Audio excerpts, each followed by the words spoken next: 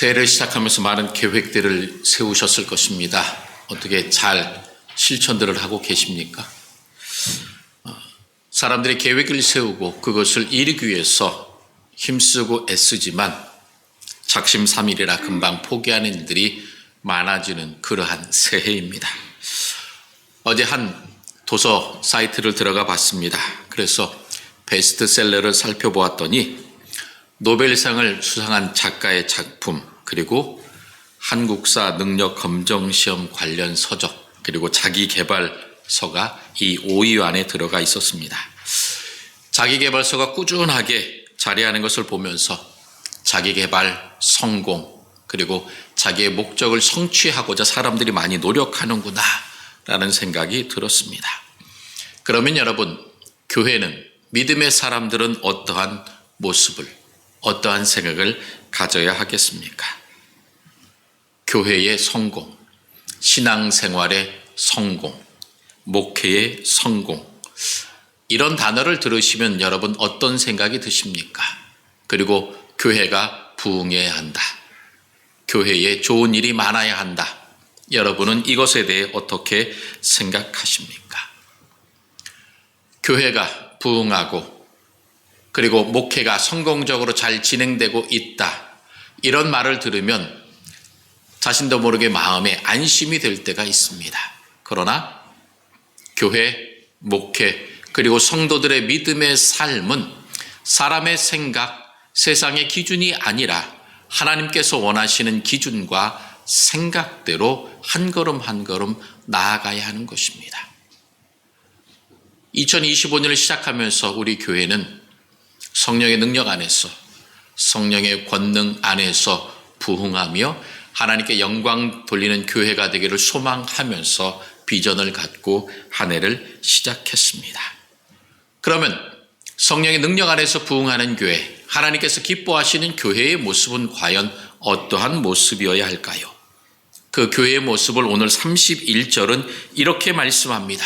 그리하여 온 유대와 갈릴리와 사마리아 교회가 평안하여 든든히 서가고 주를 경외함과 성령의 위로로 진행하며 수가 더 많아지니라 라고 말씀하고 있습니다. 하나님께서 기뻐하시며 하나님께서 든든하게 세워주시는 교회의 모습에 대해서 이야기하고 있습니다.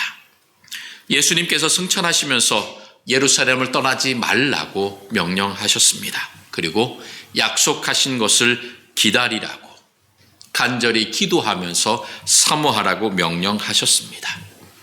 한꺼번에 500명이 넘는 사람들이 예수님의 승천을 보았지만 그 약속을 끝까지 기다리면서 간구하면서 기도한 사람은 120명의 성도밖에 되지 않았습니다.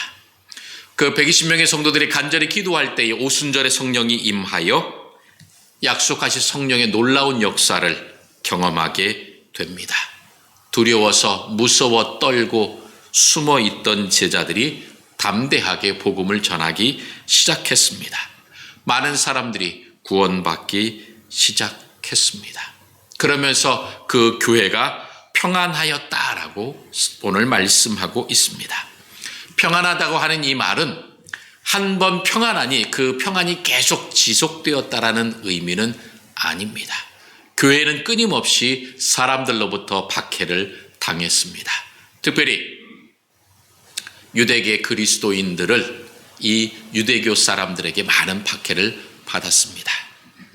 헬라 사람들도 예수님을 믿었지만 그들 또한 이 이성과 논리와 철학과 여러 가지 논쟁에 휩싸여서 잘못된 길로 가는 경우도 많았습니다. 그러므로 교회는 늘 주변의 박해와 시험과 주변 사람들의 모함에 의하여 늘 흔들려 왔습니다. 그러나 그 흔들림 속에서도 교회가 평안하다라고 이야기할 수 있었던 것은 하나님께서 그들을 돌보아 주셨기 때문입니다. 지금 한국 교회 상황도 참으로 어렵다라고 이야기합니다. 작년 교단 통계를 보게 되면 교인들의 숫자가 줄었다고 이야기합니다.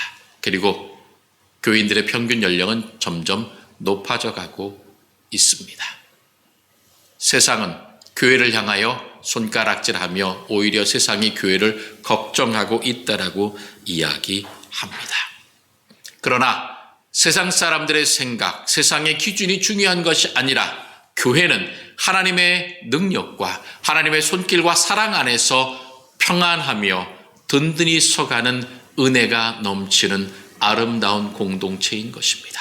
그러므로 오늘 사도행전 9장 31절에서 말하는 초대교회는 박해 그리고 고난과 순환을 당하면서 순교하는 죽음을 당하는 그러한 일이 벌어질지라도 교회는 하나님의 은혜 가운데에 보호하심을 받았다라고 하는 것입니다. 환경, 조건, 사람들이 살아가는 그 어려움 때문에 하나님이 주시는 평안이 무너지지 않았다라고 하는 것입니다. 하나님께서 교회를 지켜주시고 보호해 주셨기 때문에 교회는 더욱더 든든히 서가며 모이는 사람들의 수가 점점 더 많아졌다라고 하는 것입니다. 그러면서 그 교회 공동체가 한 것은 무엇이냐? 바로 주를 경외함과 성령의 위로로 진행하였다라고 하는 것입니다. 어렵고 힘들지라도 교회 공동체는 믿음의 사람들은 주님을 경외합니다. 하나님께서 우리를 자녀 삼아 주셨고 우리들의 삶의 지경을 사랑과 은혜의 손길로 인도해 주고 계심을 늘 찬송하면서 감사하면서 영광 돌리며 살았다라고 하는 것입니다. 그리고 성령께서 그들을 위로해 주셨다는 것입니다. 성령님께서 한 사람 한 사람 붙들어 주시고 붙잡아 주시고 함께 해 주셔서 어떠한 고난 가운데서도 믿음의 고백을 버리지 않고 포기하지 않고 하나님을 바라보게 하셨습니다. 그러므로 교회 공동체는 더욱더 건강해지고 든든히 서가는 은혜가 있게 되었습니다. 그러므로 세상에 알 수도 없고 줄 수도 없는 평안과 기쁨을 누리면서 초대교회는 점점 더 사람들이 많아졌다고 하는 것입니다. 평안과 기쁨을 주시는 그리고 진정한 삶의 위로자가 되시는 하나님께서 그들과 함께 하셨습니다. 그래서 하나님을 향한 경외와 감사와 기쁨의 고백이 넘쳐나게 되었던 것입니다. 그리고 성령께서 고통당하고 아픔당하는 성도들을 위로하시고 힘을 허락해 주셨습니다. 그 어떤 것으로도 채울 수 없는 기쁨과 감사함으로 교회는 성도들은 더욱더 활기차게 한 마음으로 예배하기에 힘썼던 것입니다. 그렇다면 평안하여 든든히 서가며 주를 경외함과 성령의 위로로 수가 더해지는 이러한 안전함과 평안함과 은혜가 축복이 초대교회에만 일어난 일입니까? 아닙니다. 지금도 일어나고 있는 것입니다. 그러므로 사랑하는 우리 교회가 평안하여 든든히 서가며 주를 경외하고 성령의 위로로 은혜와 사랑이 넘치는 교회, 수가 더해지는 교회가 되기 위하여 우리는 어떻게 해야 할까요? 가장 먼저 첫 번째로 사람에게서 시작해야 합니다. 환경이나 조건, 그리고 그 교회가 가지고 있는 그러한 상황에 먼저 매몰되어서는 안 됩니다. 사람이 우선되어야 한다는 것입니다. 9장에서 우리는 한 사람을 보게 됩니다. 그는 태어나면서부터 로마 시민권을 가졌던 사람입니다.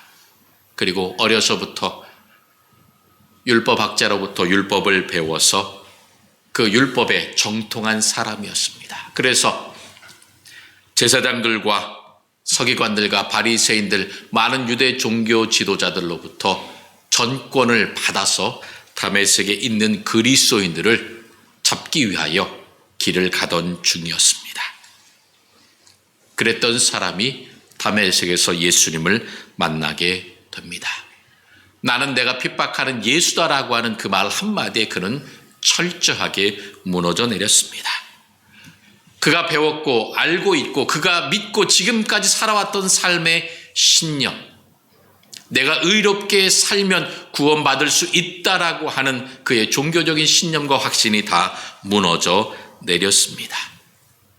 자신들의 종교적 신념과 그리고 인간의 의의가 중요한 것이 아니라 하나님의 약속, 사랑, 예수 그리스도를 믿음으로 구원받는 것을 그는 깨닫게 되었던 것입니다. 그래서 자기 의로 살아가는 것이 아니라 예수 그리스도의 의를 덧입고 살아가게 되었던 것입니다. 그래서 그는 회개하고 하나님께서 택하신 사람이 되었습니다. 사랑하는 성도 여러분, 여러분은 예수 그리스도를 하나님을 처음 만났을 때 여러분의 모습은 어떠했습니까? 한 사람 한 사람 자기가 살아왔던 삶의 모든 방향을 다 포기하고 하나님께로 나아가게 하는 결단을 하셨습니다. 그러한 결단을 하고 난 이후에 여러분의 삶의 모습 하나하나 내가 정말 성실하게 열심히 믿음의 삶을 살아가고 싶은데 결코 쉽지 않았습니다. 그런데 어렵고 힘들었을 때 여러분을 도와줘서 여러분을 하여금 힘있게 살아가도록 도와주셨던 사람들이 있었음을 아마 여러분 기억하실 것입니다. 오늘 사도행전 9장에 사도 바울이 예수 그리스도를 만남으로 변화되는 사건을 우리는 보게 됩니다. 그러므로 하나님께서 관심을 갖고 있었던 것은 그 사람이 갖고 있었던 배경, 그가 어떻게 성장해 왔는지, 그리고 그가 명예와 권세와 힘과 권력을 갖고 있는지 하나님은 그것에 관심을 갖지 않으셨습니다. 그저 사람 한 사람 그 존재에 대하여 하나님께서는 관심을 갖고 계셨습니다. 그러면 여러분, 하나님 내 영혼을, 내 삶을 하나님께서 관심을 갖고 사랑해 주심에 감사합니다. 그러므로 나도 이 공동체 안에서 그리고 내가 만나고 내가 알고 있는 모든 사람들 그 한 사람 한 사람 그 사람에게 집중하고 그를 사랑하고 존중하게 해달라고 우리는 기도해야 할 것입니다. 그 사람이 갖고 있는 것, 그 사람의 외면적인 것에 우리가 관심을 갖는 것이 아니라 그의 속사람, 그를 하나님께서 사랑하시고 예수 그리스도를 통하여 그를 구원하시기를 원하신다고 하는 사실에 우리는 더욱더 깊은 관심을 가져야 할 것입니다. 그래서 그 사울이었던 살기 등등했던 사울이 바울로 변화되어 하나님을 위하여 예수님을 위하여 살게 되었던 것입니다. 그래서 그를 통하여 이 대한민국에까지 복음이 전파된 것들을 우리는 부인할 수 없습니다. 그러므로 우리는 한 사람 한 사람, 한 영혼 한 영혼 사람에게 관심을 가집시다. 그리고 한 사람 한 사람을 위하여 사랑하면서 그를 돌보아 주며 함께 손잡고 하나님의 나라를 향하여 달려가는 동반자라고 하는, 동역자라고 하는 생각을 우리는 굳게 가져야 할 것입니다. 그러므로 한 사람이 변하면 그 변한 한 사람을 통하여 그의 가정이 변하고 그 가정이 변하면 그 가정이 속해 있는 사회가 변합니다. 나라와 민족이 변하게 되는 것입니다. 그러므로 그 출발점은 바로 한 사람, 한 영혼입니다. 그러므로 우리는 사람에게, 한 영혼에게 관심을 가져야 합니다.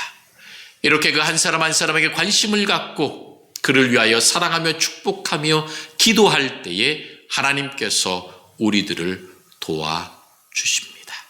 사람에게 관심을 가질 때에 하나님께서 두 번째로 어떤 일을 행하십니까? 하나님께서 동역자를 붙여주십니다. 사람들 한 사람 한 사람 붙여주셔서 우리들을, 나를 도와주십니다. 다메섹에서 예수님을 만난 사울, 그의 눈에 비늘 같은 것이 덮여져서 그가 세상을 볼 수 없게 되었습니다. 그래서 사람의 손을 붙잡고 겨우 인가에 들어가서 지내게 되었던 것입니다.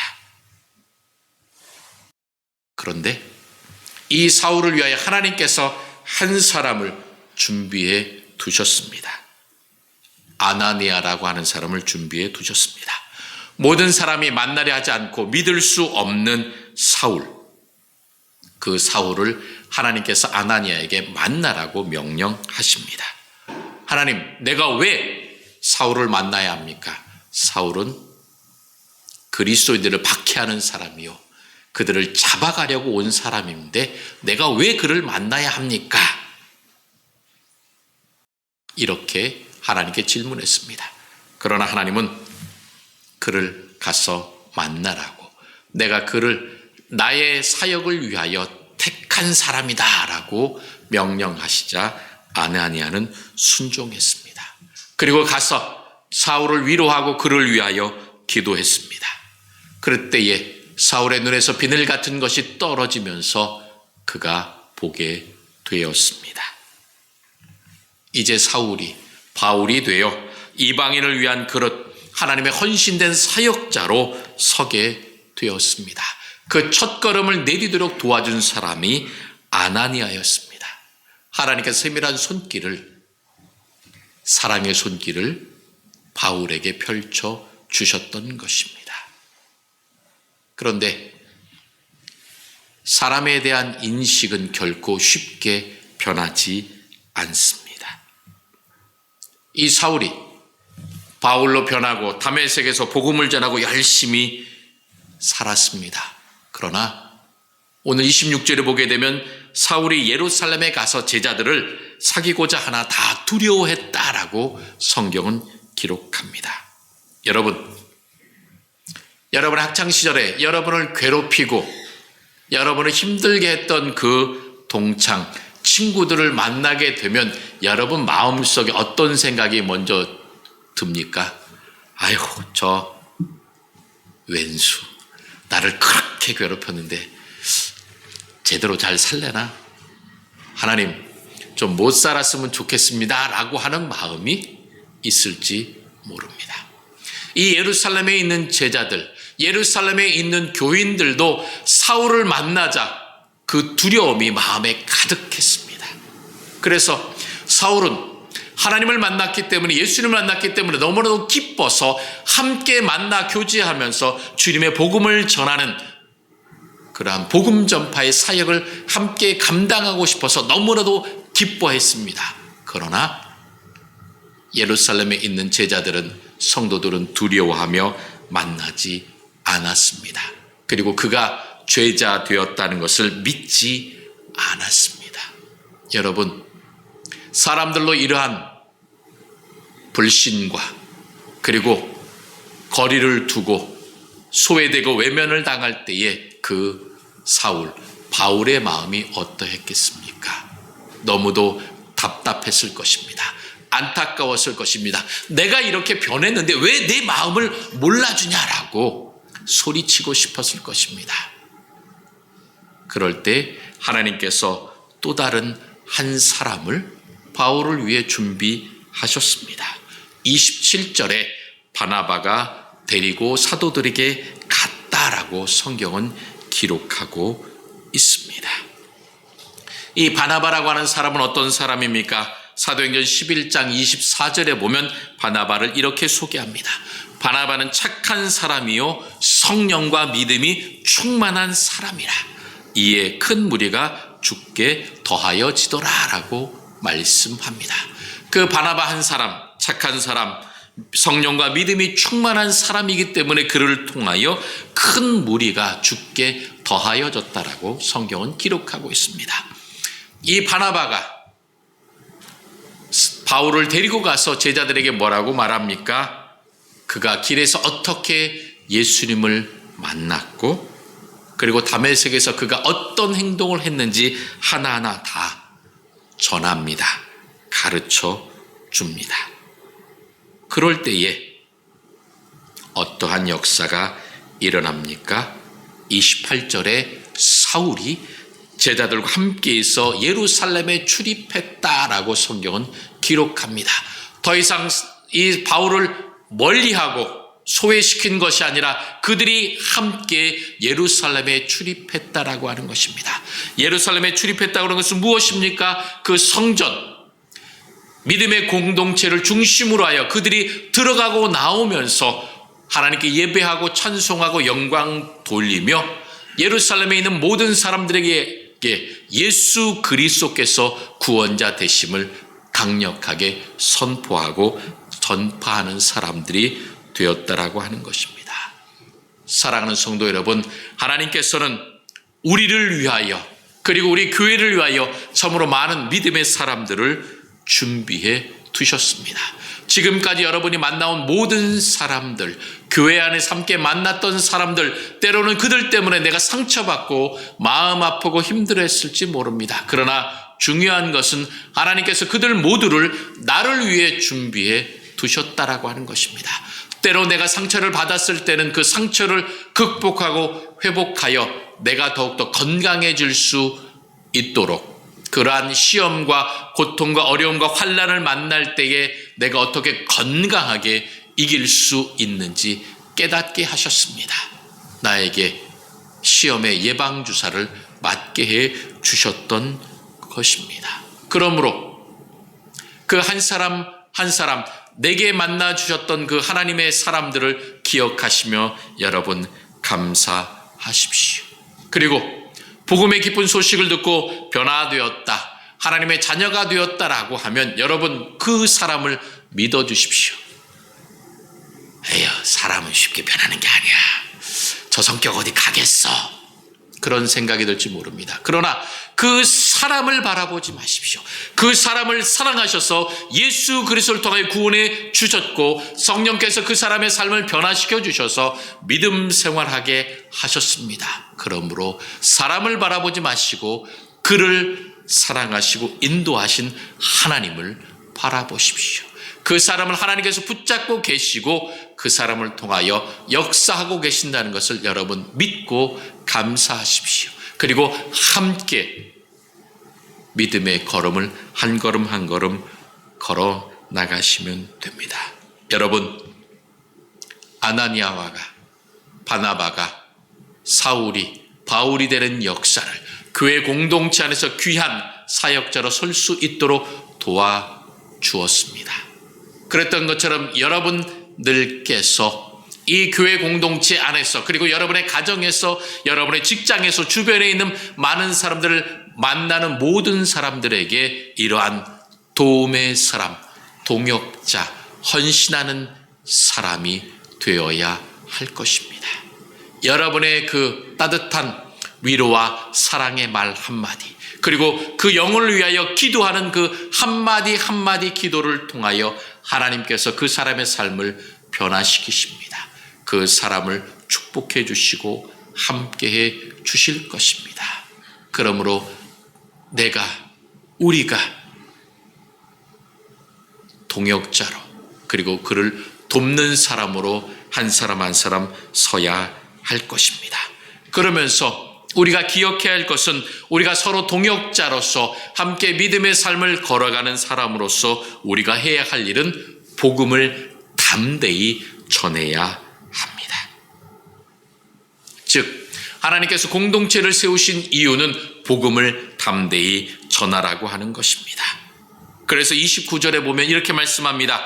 주 예수의 이름으로 담대히 말하고 헬라파 유대인들과 함께 말하며 변론했다라고 하는 것입니다. 그 주님에 대한 사랑, 구원의 은총을 받고 난 이후에 모든 사람들은 담대하게 복음을 전했습니다. 여러분은 하나님의 사랑, 예수 그리스도의 구원의 은총에 대하여 얼마나 자주 담대하게 말씀하고 계십니까? 나는 말 주변이 없습니다. 나는 어떻게 말할지 모릅니다. 이렇게 말할 수 있습니다. 그러나 중요한 것은 여러분 어렵게 생각하지 마십시오. 하나님이 나를 사랑하셨습니다. 하나님이 나를 구원해 주셨습니다.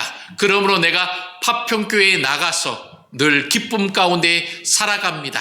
이러한 여러분의 삶의 고백, 그것만으로도 충분합니다. 여러분에게 신학적이고 논리적이고 뛰어난 것을 하나님께서 요구하는 것이 아닙니다. 단지 여러분의 삶을 통하여 하나님이 나를 사랑하셨습니다. 그 사랑 가운데 내가 기쁨으로 살아갑니다. 이러한 한마디 한마디 간증이 여러분의 삶의 고백이 필요한 것입니다. 그와 같이 담대히 고백할 때에 하나님께서 그 교회를 통하여 놀라운 역사를 이루어 내십니다. 사도 바울이 디모데전서 1장 13절에 뭐라고 고백합니까? 나는 전에 핍박자요, 폭행자요, 박해자요, 비방자이며 죄인 중에 괴수라고 고백합니다. 그러면서 디모데전서 1장 16절에 내가 긍휼을 입은 까닭은 예수 그리스도께서 내게 먼저 일체 오래 참으심을 보이사 후에 주를 믿어 영생을 얻는 자들에게 본이 되게 하려 하심이라 라고 고백합니다. 사울의 그러한 강폭함과 그리고 교회를 핍박했던 모든 것들을 주님께서 참으신 이유는 무엇이냐? 나중에 그 바울을 통해서 보고 저렇게 강팍했던 사람, 못된 사람도 예수님을 믿게 되었구나, 구원받았구나라고 깨닫도록 그를 하나님께서 기다리시고 변화시켜 주셨다라고 하는 것입니다. 그러므로 여러분, 담대히 복음을 전할 때에 거창한 말이 필요하지 않습니다. 전에 내가 이렇게 살았지만, 너를 힘들게 했지만 미안하다. 내가 예수님을 믿고 보니 내가 참 잘못했구나라고 하는 그 진실한 말 한마디에 예수 그리스도의 구원의 은총에 대한 고백이 담겨 있는 것입니다. 그러므로 그러한 고백을 할 때에 하나님께서 놀라운 은혜를 허락해 주십니다. 나이가 많건 적건 간에 중요한 것은 우리가 그 예수님의 사랑과 하나님의 은혜를 고백하고 선포하면 되는 것입니다. 사랑하는 성도 여러분, 여러분의 인생에 사울이 아나니아와 바나바를 만났던 것과 같은 축복된 만남이 있었습니다. 그래서 지금 이 자리에 있는 것입니다. 그렇다면 내가 아나니아와 바나바와 같은 사람이 되어야 할 것입니다. 헌신자, 동역자가 되어야 합니다. 그럴 때에 온 유대와 갈릴리아와 사마리아 교회가 평안하며 든든히 서간 것처럼 우리들을 통하여 우리들의 교회가, 우리들의 가정이, 직장이, 그리고 이 나라와 이 민족이 평안하여질 것입니다. 이러한 아름다운 역사와 소문이 우리 파평교회 안에서 우리 성도들의 삶 가운데에 일어나게 될 것입니다. 여러분, 흔들리고 어려운 삶의 환경, 다툼과 분쟁과 고통과 아픔의 소리가 들려오는 이 세상이 중요한 것이 아닙니다. 하나님의 뜻, 하나님의 손길이 더 능력 있고 우선적으로 이루어지는 것입니다. 그러므로 우리는 사람에 집중해야 합니다. 내 주변 사람을 위해, 교회를 위해 헌신하고 도와주어야 할 것입니다. 그리고 우리가 담대하게 복음을 전파하고 그 사랑과 은혜를 찬송할 때에 하나님께서 놀라운 역사를 이루어 내실 것입니다. 그러므로 우리는 그 주님께서 이루신 놀라운 사건, 나를 사랑해 주시고 자녀 삼아 주신 것들에 늘 감사하면서 우리 주변에 있는 이 교회, 가족, 직장, 모든 사람들을 바라보면서 그들을 사랑합시다. 축복합시다. 그들에게 주님의 사랑을 전합시다. 그럴 때에 우리를 통하여 놀라운 역사가 일어나게 될 것입니다. 하나님 안에서 헌신된 한 사람 한 사람을 통하여 교회가 평안히 서가고 주를 경외함과 성령의 위로로 그 수가 더 많아졌던 아름다운 역사가 우리 안에 이루어지도록 우리가 결단하고 한 사람 한 사람 축복하며 사랑하며 돕는 사람으로 설 때에 우리를 통하여 하나님의 놀라운 역사가 일어나게 될 것입니다. 우리 파평교회가 이러한 놀라운 역사의 주인공들이 다 되시기를 주님의 이름으로 축원합니다.